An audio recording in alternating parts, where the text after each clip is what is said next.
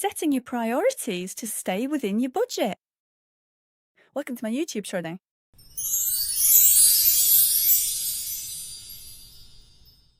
If you feel like your budget is disappearing faster than expected, it might be because you haven't yet defined your true priorities.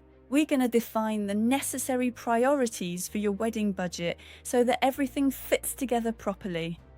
Most couples, once the proposal happens, rush into booking the venue, the dresses, the decoration, and sometimes even small details that shouldn't be a priority yet. So as a result, they spend a little bit everywhere. And then you have your budget melting away like snow in the sun and you don't understand what's happening. And yes, sometimes small expenses add up to large amounts. There are 3 steps, simple ones if I may say, to define your priorities. Weddings are a bit more complex than that, so we're really trying to summarise the information so you have everything you need. Keep control, of course, from start to finish. The first thing is that you're going to choose 3 priorities. These 3 top-level priorities, at the very maximum, will determine the specific amount of funding that will be allocated towards your chosen objectives, which will be distributed according to the specific areas that you have already decided upon. Which is non-negotiable for you, actually. If you have 10 priorities coming up, it means you don't have any. Well, no, obviously, if there isn't one, there aren't 10. You won't manage. If you have too many priorities, you won't know who to give what to. It'll be a disaster. So at that particular stage, once you've carefully selected your 3 budget priorities, percentages will be automatically allocated for exactly what's allowed by your budget to be given to these suppliers. Let's take a look at a few practical examples. You've decided to prioritize the venue because you wanted to hire this magnificent castle, which is by the lake during the summer season in the middle of August. Secondly, you've chosen to focus specifically on the culinary experience and the caterer. So you wanted that lovely hog roast for your 150 closest guests. And then you've also chosen everything to do with the photographer because you really want truly majestic and timeless photographs for this wonderful day of celebration to remember. In mutual agreement with your spouse, husband or wife, you're going to assign a percentage that will be digressive depending on the priority of the 3 items you've chosen. The first one is the venue. So from your budget, you're going to allocate a maximum.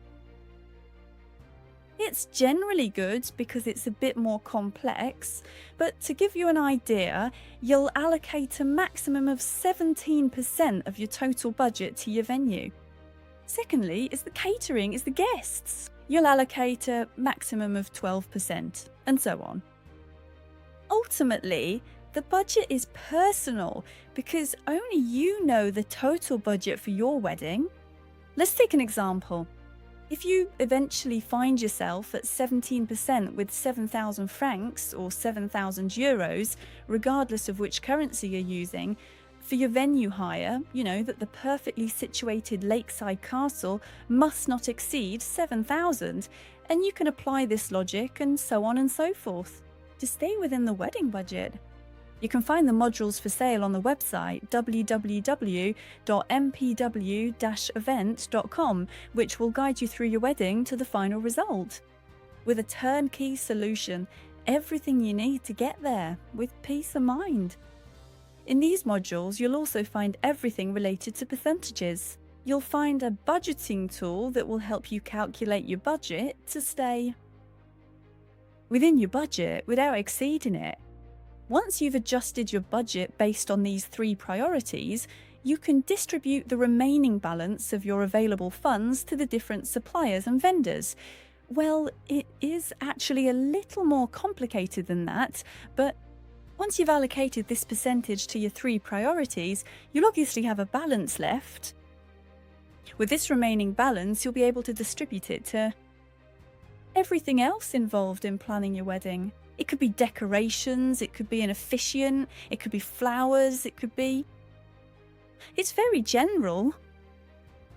It's so vast and complex that it's really hard to pin down specific examples and figures right now, as every wedding's completely different. In the modules, you can find your own wedding, as you'll be entering your own information into these tools. Let's recap how to stay within your budget. So the first thing is to choose 3 priorities that are truly non-negotiable for you and your partner. The second is to allocate the percentage that corresponds to the supplier you've chosen. Venue, photographer, florist, event, entertainment, whatever you like. And the third is to adjust what's left in the budget for everything else related to the wedding. I'm giving a big heads up, a major warning. There's everything else, meaning there'll be admin, there'll be the dress, there'll be the rings. There'll even be the potential hire of shuttle buses for the guests, if you're having shuttles. There'll be the wedding maids. It's not just 3 priorities, it's everything involved, everything that revolves around the wedding. So watch out for those small expenses. In conclusion, if you set a budget at the start of your wedding planning, you'll maintain total control over your finances. Either you'll invest a bit more, or you'll invest a bit less. One last tip, there'll be other videos about the budget. I'll still mention it again in this video, that regarding the budget, keep 10% of your total budget in reserve.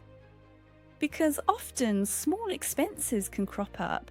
And I don't say often, because no, small expenses will crop up that you haven't thought of, and you'll be able to dip into this pot.